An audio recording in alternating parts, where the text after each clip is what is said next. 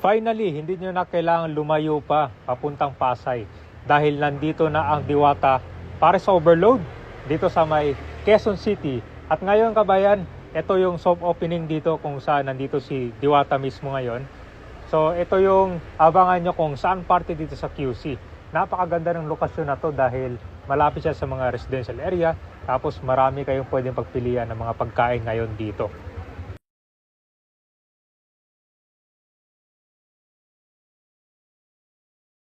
So ito guys, magandang hapon. Nandito tayo ngayon sa 47 Morningstar Sunville Subdivision.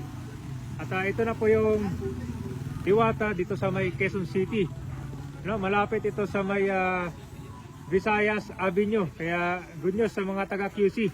Hindi nyo na kailangan lumayo pa para Pasay to QC dahil nandito na ang iyong patok na Diwata Pares Overload. So kung dito parang puro mga kabahayan, tapos maraming mga tricycle. Pwede kayo sumakay para papunta dito. Ito lang sabihin nyo kabahayan, no?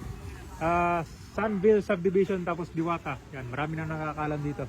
Maraming mga tricycle na katoda dyan, no? Pero guys, Diwata nandito na sa QC. Picture mo ako.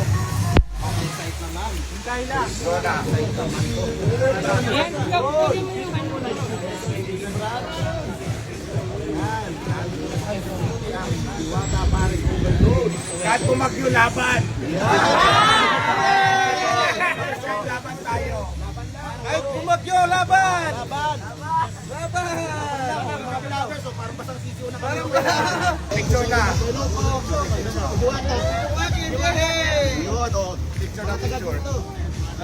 Swerte yung mga taga dito. Yes, ayan. Ako, kapitbahay ni Diwata.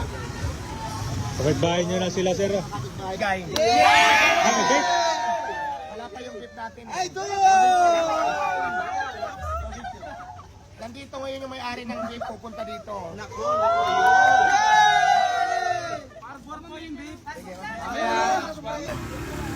Bagong adventure. Ako excited ako kasi bagong chapter. Tara, doon yung likod natin. Yan. Excited ako kasi bagong chapter na naman, bagong adventure na naman sa storya ni Diwata. Pero ang tanong ng tao, sir, araw-araw ba nandito si Diwata? Hindi, siyempre, nandun siya sa Pasay. Sa Pasay. Nagdadalaw siya dito, ilang days in a week. So, yun lang, mahahati lang yung kanyang oras. lang. Pero kasi ang kinagandahan dito, ito yung magiging parang ikakalat sa buong Pilipinas eh. Ito yung franchisable na restaurant. Okay. Mas maayos yung sistema, mas marami yung menu,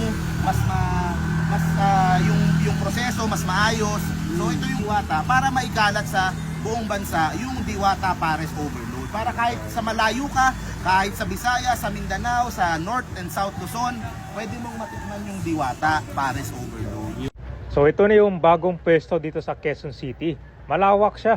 Kaya walang problema ka kahit madaming mga customer dito. Ito pala siya, ang guest ngayon ay 250. So napakadami. Kayang-kaya na mahigit 200 plus na customer dito kapag sabay-sabay. Tapos meron kayong pwedeng pagpilian dito.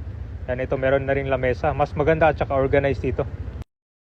Sa mga taga Quezon City, huwag nyo nang palapasin to. Puntahan nyo na agad dahil dito mas maraming mga tables. Saka yung pangbayad pala dito, meron na siyang cashier. Tapos mas marami kayong pwedeng pagpilian ng mga pagkain dito. Kahit umuulan dito, tuloy pa rin itong Diwata sa Quezon City.